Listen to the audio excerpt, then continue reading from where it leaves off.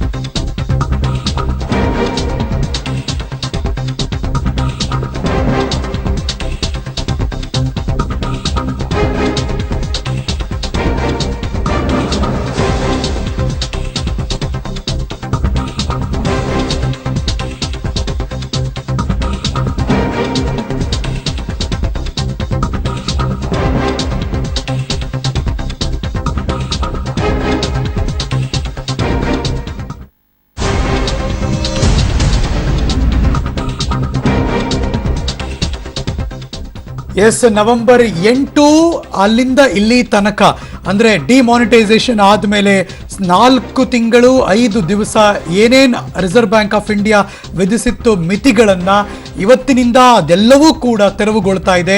Note ban ಬಳಿಕ RBI ವಿಧಿಸಿದ್ದ ಎಲ್ಲ ಮಿತಿಗಳು ಕೂಡ ಇವತ್ತಿನಿಂದ ತೆರವು. ಹೀಗಾಗಿ ಬ್ಯಾಂಕ್ ಗ್ರಾಹಕರಿಗೆ ಒಂದು ಗುಡ್ ನ್ಯೂಸ್. ಇಷ್ಟು ಕೂಡ ಈಗ ಬರ್ತಾ ಇದೆ ಬ್ರೇಕಿಂಗ್ ನ್ಯೂಸ್ನಲ್ಲಿ. ಈಗಾಗಲೇ 12 ಲಕ್ಷ ಕೋಟಿಗೂ ಅಧಿಕ ಹಣ ಚಲಾವಣೆಯಲ್ಲಿ ಇದೆ. ಕೇಳಿದಷ್ಟು ನೀಡೋದಕ್ಕೆ ಬ್ಯಾಂಕುಗಳಲ್ಲಿ ಹಣ ಇದೆಯಾ ಅನ್ನೋದಷ್ಟೇ ಈಗ ಪ್ರಶ್ನೆ. ಯಾಕೆಂದರೆ ಕಳೆದ 3 ದಿನಗಳಿಂದ ನಾವು ನೋಡ್ತಿರ್ತೀವಿ, ಹಲವಾರು ATMಗಳಲ್ಲಿ ನೋ ಕ್ಯಾಶ್ ಅನ್ನೋ ಬೋರ್ಡ್ ಇದೆ. ಗೊತ್ತಿಲ್ಲ, ಸರಣಿ ರಜೆ ಇತ್ತು ನಿಜ, ಹೀಗಾಗಿ ATMಗಳಲ್ಲಿ ಹಣ ಸಿಗದೆ ಗ್ರಾಹಕರು ಪರದಾಡಿದ್ರು. ಆದರೆ ಈ RBI ಏನು ಮಿತಿಯನ್ನು ಇವತ್ತಿನಿಂದ ತೆರವುಗೊಳಿಸಿದೆ, ಹಾಗಾಗಿ ಎಲ್ಲ ಕಡೆ ನಮಗೆ ಯಾವಾಗ ಹೋದ್ರೂ ಕೂಡ ಹಣ ಸಿಗಬೇಕು.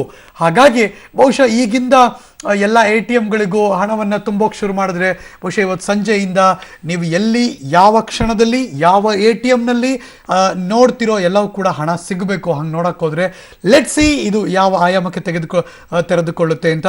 ನೋಟ್ ಬ್ಯಾನ್, ಡಿಮಾನಿಟೈಸೇಷನ್, ಅನಾಣ್ಯೀಕರಣ ಇದೆಲ್ಲವೂ ಆದಮೇಲೆ ಇವತ್ತಿನಿಂದ ಬಿಗ್ ರಿಲೀಫ್. 4 ತಿಂಗಳು 5 ದಿವಸ ಆದಮೇಲೆ ಒಂದು ರೀತಿ ದೊಡ್ಡ ಮಟ್ಟದ ಖುಷಿ ಗ್ರಾಹಕರಿಗೆ.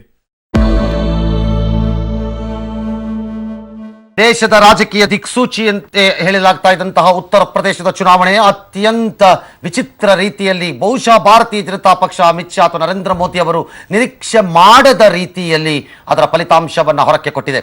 ಇಡೀ ಉತ್ತರ ಪ್ರದೇಶವೇ ಒಮ್ಮೆಲೆ ಎದ್ದು ನಿಂತು ಮತವನ್ನ ಹಾಕಿರುವ ರೀತಿ ಕಾಣಿಸ್ತಾ ಇದೆ. ದೇಶದ ಹೃದಯ ಅತಿ ದೊಡ್ಡ ರಾಜ್ಯ ಉತ್ತರ ಪ್ರದೇಶದಲ್ಲಿ ಬಿಜೆಪಿ ದಿಗ್ವಿಜಯ ಕಂಡಿದೆ. ಎಲ್ಲರ ನಿರೀಕ್ಷೆಗಳನ್ನ ತಲೆಕೆಳಗು ಮಾಡಿದೆ. ಮಹಾ ಫಲಿತಾಂಶ ಮೋದಿ ಪಡೆಯನ್ನು ಸಂಭ್ರಮದ ಅಲಿಯಲ್ಲಿ ತೇಲಿಸಿದೆ.